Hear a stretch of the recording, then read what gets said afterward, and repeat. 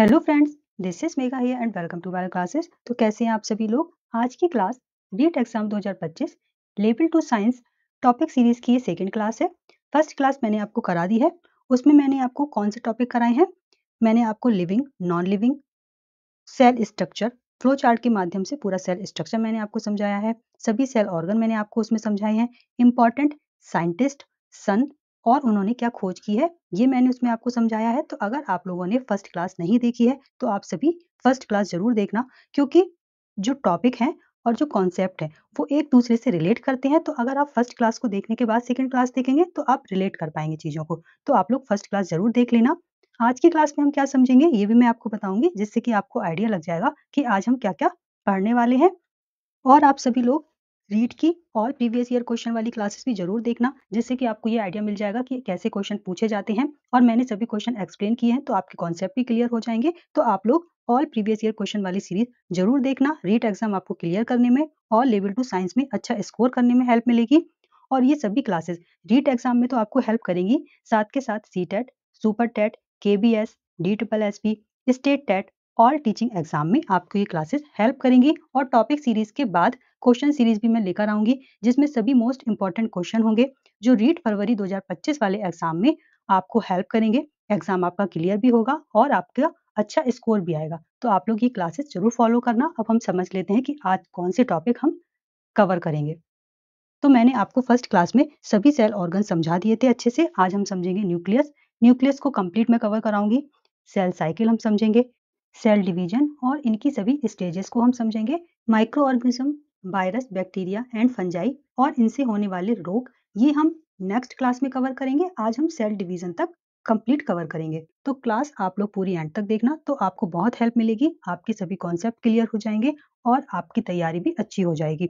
तो अगर आप लोगों ने चैनल को अभी तक सब्सक्राइब नहीं किया है तो चैनल को सब्सक्राइब कर लेना, बेल आइकन को भी प्रेस कर देना, जिससे कि नेक्स्ट वीडियो का अपडेट आपको मिल जाए। क्लास अच्छी लगे तो लाइक जरूर करना, ज़्यादा से ज़्यादा दोस्तों के साथ शेयर करना, जिससे कि ये क्लासेस सभी स्टूडेंट्स तक पहुंच सके। तो अब हम स्टार्ट करते हैं अपनी आज की क्लास। फर्स्ट क्लास में हमने सभी सेल ऑर्गन समझ लिए थे। अब हम स्टार्ट करेंगे न्यूक्लियस से, जिसे केंद्रक कहते हैं। केंद्रक को सबसे पहले रॉबर्ट ब्राउन ने 1831 में प्लांट सेल में देखा था। Usually, a cell has only one nucleus, but some plants are also multinucleated. यानी कि आमतौर पर एक कोशिका में केवल एक ही केंद्रक होता है, लेकिन कुछ पौधे बहुकेंद्रक भी होते हैं।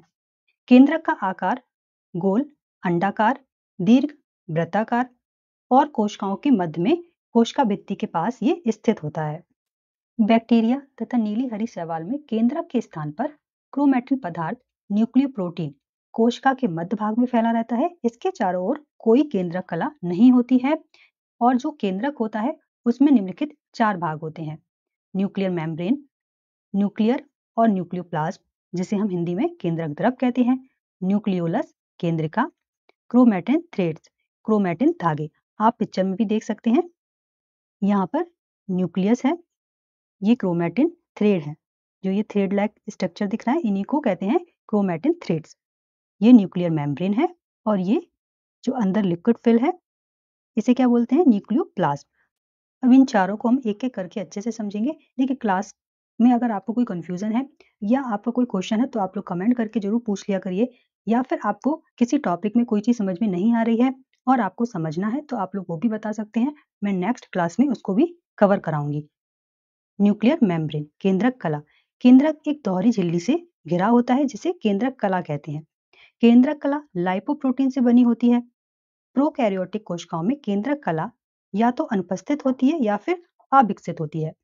जो प्रोकैरियोटिक सेल्स होती हैं उनमें केंद्रक कला अनुपस्थित होती है, यानी कि एब्सेंट होती है, और अगर प्रेजेंट भी है तो अविकसित होगी। अब हम समझेंगे न्यूक्लियर और न्यूक्लियोप्लाज्म केंद्रक द्रव। न्यूक्लियोप्लाज्म और nuclear juice is a transparent colloidal fluid made of nucleoprotein that is filled inside the nuclear membrane. जो न्यूक्लियोप्लाज्म यानी कि केंद्रक द्रव है और केंद्रक रस, ये न्यूक्लियर प्रोटीन का बना पारदर्शी कोलाइडल तरल पदार्थ है जो केंद्रक के अंदर भरा होता है। अभी हमने डायग्राम में भी देखा था ना, जो एक लिक्विड था उसे ही हम क्या बोल रहे थे, न्यूक्लियोप्लाज्म। न्यूक्लियोप्लाज्म को कैरियोलिम्फ भी कहते हैं। इसमें nucleus part chromatin threads present होते हैं। इसके अलावा इसमें न्यूक्लियस एंजाइम, राइबोन्यूक्लिक एसिड और राइबोसोम पाए जाते हैं। नेक्स्ट हम समझेंगे न्यूक्लियोलस यानी कि केंद्रिका। केंद्रिका की खोज फोंटाना ने 1781 में की थी और न्यूक्लियोलस नाम किसने दिया था? वोबमैन ने 1840 में। केंद्रिका एक सघन गोलाकार संरचना है जो केंद्रक के मध्य में या एक तरफ पाई जाती है। कुछ पादप कोशिकाओं में केंद्रिका की संख्या एक से अधिक होती है। न्यूक्लियोलस किसी मेम्ब्रेन से घिरा नहीं होता, जिसके कारण ये सीधे केंद्रक द्रव के संपर्क में रहता है। इसमें 85% प्रोटीन, 10% आरएनए, 5% डीएनए पाए जाते हैं। प्रोकैरियोटिक कोशिकाओं में केंद्रिका का अभाव होता है, यानी कि प्रोकैरियोटिक सेल में जो केंद्रिका होती है वो प्रेजेंट नहीं होती है। इसके अलावा कोशिका विभाजन यानी कि सेल डिवीजन के दौरान केंद्रिका अदृश्य हो जाती है। नेक्स्ट समझेंगे क्रोमैटिन थ्रेड्स। क्रोमोनेमा धागे की संरचना है जो केंद्रक द्रव न्यूक्लियोप्लाज्म में पाई जाती है तथा ये नेट जैसी संरचना बना लेती है, जिसे क्या कहते हैं? क्रोमैटिन रेटिकुलम यानी कि क्रोमैटिन जालिका कहते हैं। और जब ये धागे अलग अलग दिखाई देने लगते हैं तो इनको क्या कहते हैं? क्रोमोसोम यानी कि गुणसूत्र कहते हैं। और ऐसा कब होता है? सेल डिवीजन के टाइम पर। प्रत्येक गुणसूत्र में जीन पाए जाते हैं जो आनुवांशिक गुणों को एक पीढ़ी से दूसरी पीढ़ी में ले जाने का कार्य करते हैं। तो यहाँ पर हमारा न्यूक्लियस यानी कि केंद्र कंप्लीट हो गया है। देखिए, अगर आपको क्लास अच्छी लगती है तो लाइक जरूर करिए, दोस्तों के साथ भी जरूर शेयर करना, और अगर आपका कोई क्वेश्चन है तो आप लोग कमेंट करके पूछ सकते हैं। अब हम नेक्स्ट समझेंगे। अब हम समझेंगे सेल साइकिल, कोशिका चक्र। कोशिका चक्र उन चरणों की एक श्रृंखला है जिससे होकर एक सेल 2 डॉटर सेल में विभाजित होती है। इसे क्या कहते हैं? माइटोटिक साइकिल भी कहते हैं। सेल साइकिल में कुछ चरण शामिल हैं: interphase, G1 phase, S phase, G2 phase और M फेज। और ये सभी चरण मिलकर सेल साइकिल को कंप्लीट करते हैं। तो सेल साइकिल क्या है? एक सेल के बनने से लेकर उसके डिवीजन से 2 डॉटर सेल के जन्म तक की संपूर्ण प्रक्रिया को सेल साइकिल कहते हैं। अब इन स्टेजेस को एक एक करके हम समझेंगे। सबसे पहले समझेंगे इंटरफेज, अंतरावस्था। इंटरफेज में क्या होता है? सेल ग्रो करती है और क्रोमोसोम रेप्लिकेट करते हैं और डिवीजन के लिए तैयार होते हैं। इंटरफेज में G1, S और G2 फेज शामिल है। इंटरफेज दो डिवीजन के मध्य की अवस्था है। यहाँ पर आप डायग्राम में भी दे सकते हैं। ये इंटरफेज है, G1 phase, S phase, G2 phase और M फेज। तो इंटरफेज इसलिए इसको बोलते हैं क्योंकि यह दो डिवीजन के मध्य की अवस्था है। अब हम समझेंगे G1 फेज। G1 फेज को इनिशियल ग्रोथ पीरियड भी कहते हैं, सब स्टेज कहते हैं और पोस्ट माइटोटिक फेज भी इसको बोलते हैं। इस स्टेज में कोशिका की वृद्धि होती है, आरएनए का संश्लेषण होता है और डीएनए संश्लेषण के लिए आवश्यक प्रोटीन प्रक्रियाएं शामिल हैं। इस प्रक्रिया में कोशिका विभाजन चक्र के कुल समय का लगभग 30% से 40% समय लगता है। जीवन चरण में जो क्रोमोसोम होते हैं वो लंबे, पतले और एक दूसरे से लिपटे हुए होते हैं। तो जीवन फेज में सेल ग्रो करती है और उपापचयी परिवर्तनों के माध्यम से विभाजन के लिए तैयार होती है। नेक्स्ट एस फेज, और इसको क्या बोलते हैं? डीएनए सिंथेसिस पीरियड भी इसको बोलते हैं। इस चरण में हिस्टोन और डीएनए का संश्लेषण और उसके बाद डीएनए की पुनरावृत्ति की प्रक्रिया शामिल है। इस प्रक्रिया में कोशिका विभाजन चक्र के कुल समय का लगभग 10% से 20% समय लगता है। थर्ड समझेंगे G2 फेज।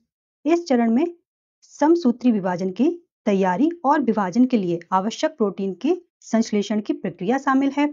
इस प्रक्रिया में कोशिका चक्र के कुल समय का लगभग 10% से 20% समय लगता है। इस चरण में कायिक कोशिकाओं की तुलना में डीएनए की मात्रा दोगुनी हो जाती है। नेक्स्ट समझेंगे एम फेज और माइटोटिक फेज।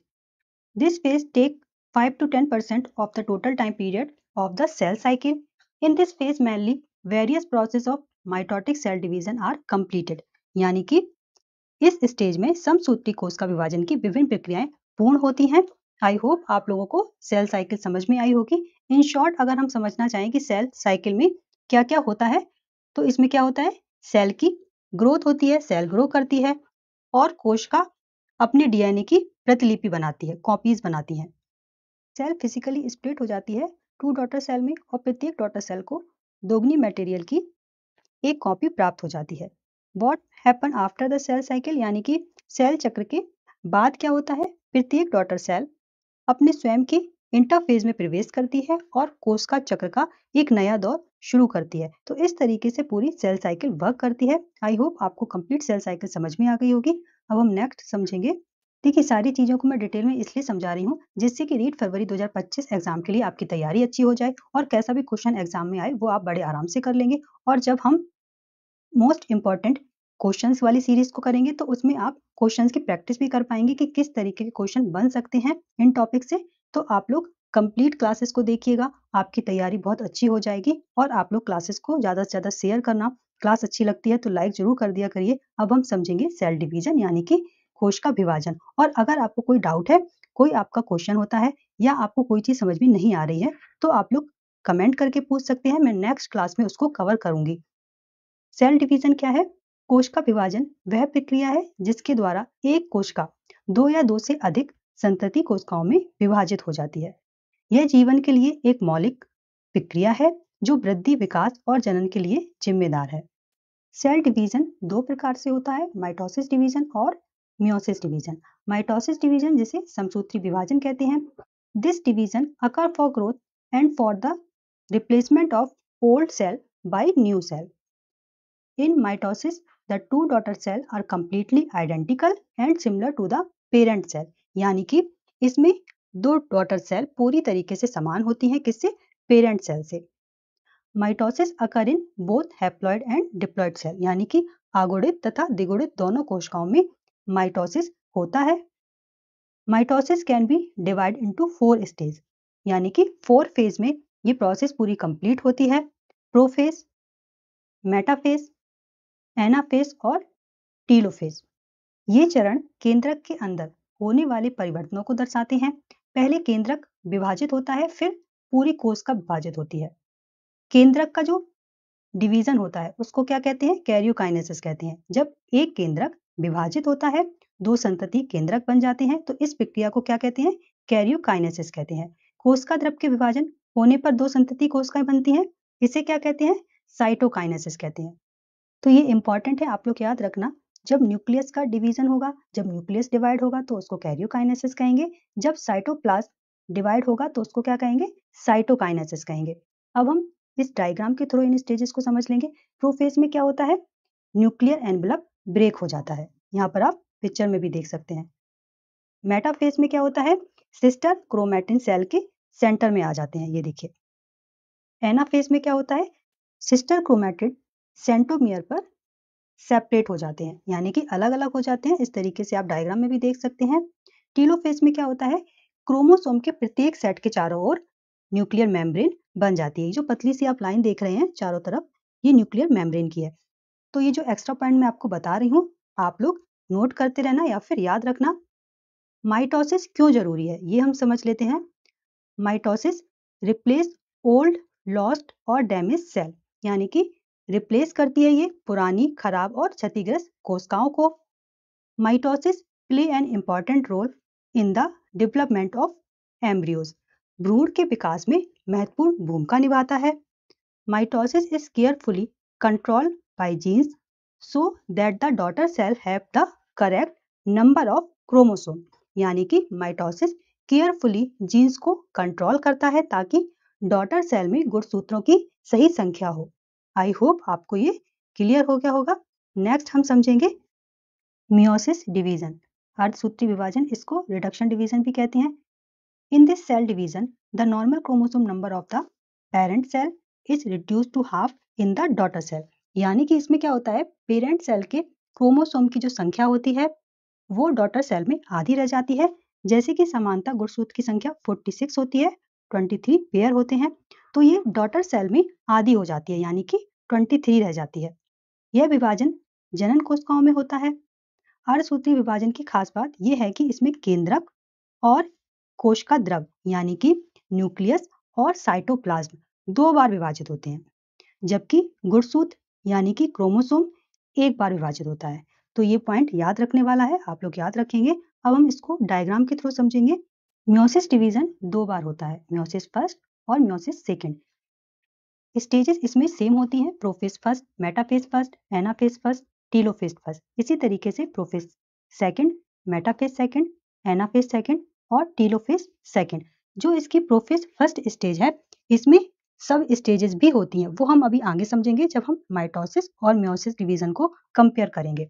तो ये कंप्लीट डायग्राम है मियोसिस डिवीजन का, मियोसिस फर्स्ट और मियोसिस सेकंड। देखिए, अगर आप लोगों को कोई डाउट है, कोई आपका क्वेश्चन है, तो आप लोग कमेंट करके पूछ सकते हैं, और आप लोग ऑल प्रीवियस ईयर क्वेश्चन वाली सीरीज जरूर फॉलो करना। सभी क्वेश्चन मैंने उसमें अच्छे से एक्सप्लेन किए हैं, तो आपको रीट फरवरी 2025 एग्जाम को क्लियर करने में और लेवल 2 साइंस में अच्छा स्कोर करने में हेल्प मिलेगी।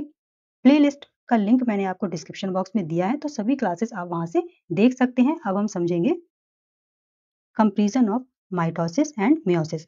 जो माइटोसिस डिवीजन है, उसमें सेल केवल एक बार विभाजित होती है। इसमें सेल डिवीजन 2 बार होता है, मियोसिस फर्स्ट और मियोसिस सेकंड। हमने अभी डायग्राम में भी समझा था। समसूत्री विभाजन किसमें होता है? कायिक कोशिकाओं के साथ साथ ये उन कोशिकाओं में भी होता है जो अगुणित, द्विगुणित या बहुगुणित होती हैं। ये सिर्फ द्विगुणित जर्म कोशिकाओं में होता है। इसमें जो प्रोफेज स्टेज होती है, वो कुछ ही घंटों में पूरी हो जाती है। इसमें जो प्रोफेज फर्स्ट स्टेज होती है, वो अनेक दिन चलने वाली होती है। Prophase is simple. इसकी जो प्रोफेज स्टेज होती है, वो सिंपल यानी कि सरल होती है। Prophase is complex. इसकी जो प्रोफेज स्टेज होती है, वो जटिल होती है, और उसमें 5 सब स्टेजेस भी होती हैं। कौन कौन सी होती हैं? लेप्टोटीन, जाइगोटीन, पेक्टीन, डिप्लोटीन और डाइकाइनेसिस।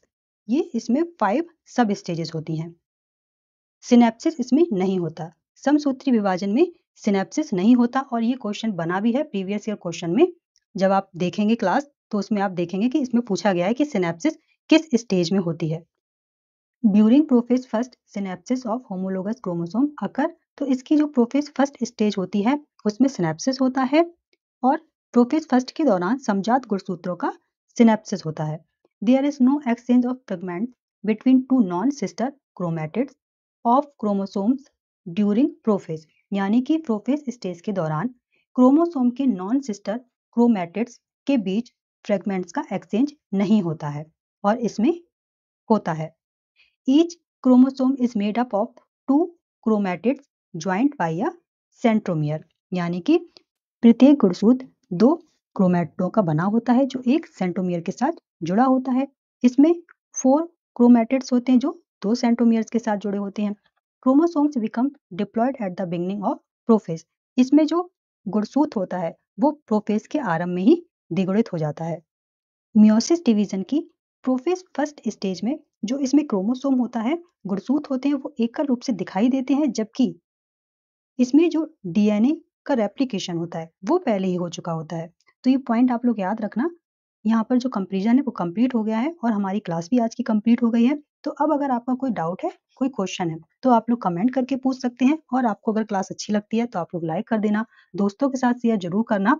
नेक्स्ट क्लास में हम माइक्रो ऑर्गेनिज्म समझेंगे, बैक्टीरिया, वायरस, फंजाई, इनको कंप्लीट करेंगे, और इनसे होने वाली डिसीज को कंप्लीट करेंगे। तो आप लोग क्लास को पूरा एंड तक देखिए। अगर आपको कोई कंफ्यूजन है, कोई आपका क्वेश्चन है, तो आप लोग कमेंट करके जरूर पूछ लिया करिए।